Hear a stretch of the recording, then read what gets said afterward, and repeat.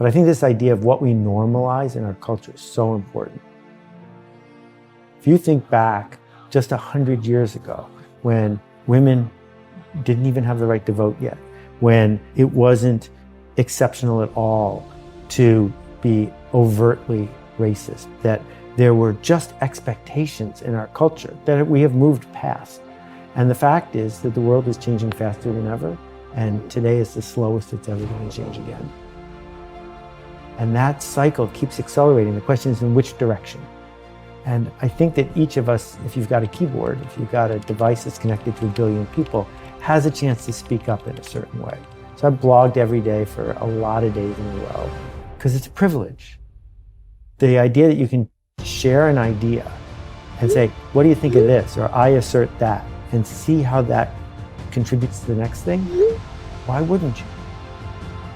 Everyone should blog every day, even if you do it under another name. Like, I get that some people don't want to reveal their own self in this way. I don't blog every day because I have a new blog ready. I blog every day because it's tomorrow. And that idea that there's going to be something from me tomorrow on the blog challenges me today to think about what's the smartest, biggest, most generous contribution I can make tomorrow. And that pattern continues. And part of what we get stuck on is we say, I don't feel like doing X, Y, or Z, so I don't do it. But the opposite is the way that habits are created. If you do something every day, then you will come to feel like doing it. So don't wait until you feel inspired or creative. That never works. I've never seen that works. From anybody. Right? It's all about discipline. Yeah. If there's only 3 people in the world you're making this for and they don't like it, you're toast, right? That this whole idea of Kanban, that making the supply chain really thin, making sure that the quality of each piece is just right for those 3 people, makes it a much bigger obligation on your part. Whereas if it's 1 million people, you're like, whatever, fine, you didn't like it, go ahead, I got others, plenty of them. And that shift, that's where it becomes magical. And if you name any artist who has stood the test of time in whatever field, that is what they did. What they did is worried about a few and ignored the non-believers. We're scared of intent because if you announce your intent, even to yourself, it makes it way more likely you're going to fail. Right? So we go into the store and someone says, can I help you? You say, I'm just looking. I'm just looking is a statement of no intent. And that's the way many people have been trained to go through life, because the system wants you to have no intent. It wants you to do your job, get paid, buy stuff, put it in a storage unit, watch TV, repeat. No intent. And as soon as we start having intent, we hesitate, because who are we to do it, right? We feel like an imposter when we have intent.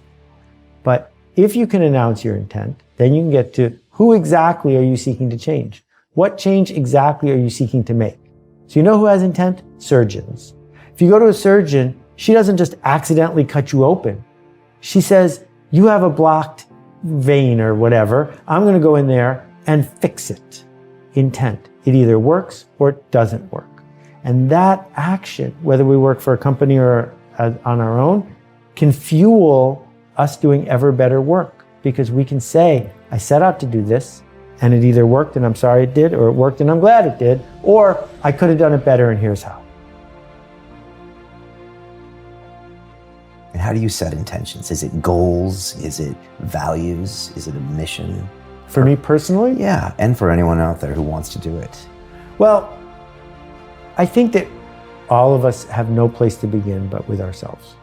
What turns us on? What gives us a smile? What would make our late parents happy? What would happen to our status with our neighbors and our role in the community if X, Y, or Z happened? So we always begin there. Even the most selfless person on earth, you're diving into a shark-infested waters to save someone's life.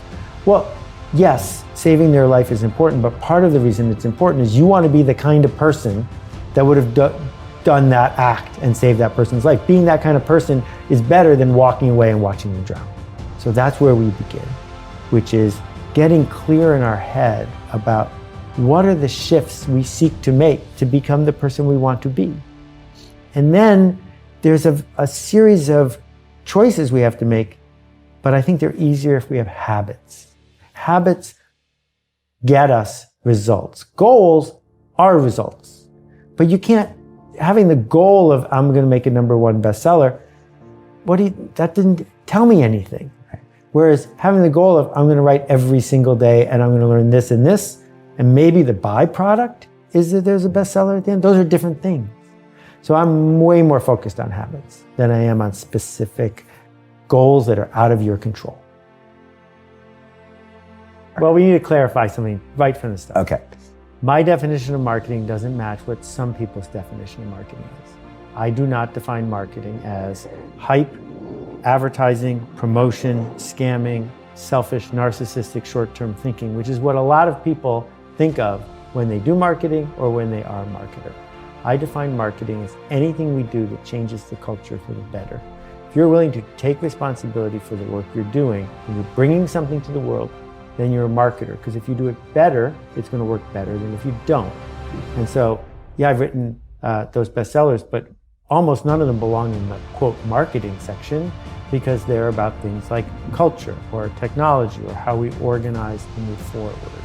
So have I been a marketer my whole life? I think everyone has, but I think that I've been more intentional about it from a really young age.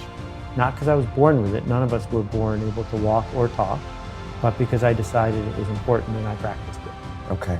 Were you always looking for ways to make yourself better or make the world better when you were a kid, or did that come later, through university and after that, when you started starting your own businesses and started writing? Yeah, I was really lucky with where I grew up and how I grew up. I won the birthday lottery, and certainly with the privilege that comes from being born in 1960 and where I was born, but also my parents. My dad was the volunteer head of the United Way. My mom was the first woman on the board of the art museum in town. So Buffalo, New York is a little tiny place, not that big a community of people who are leading.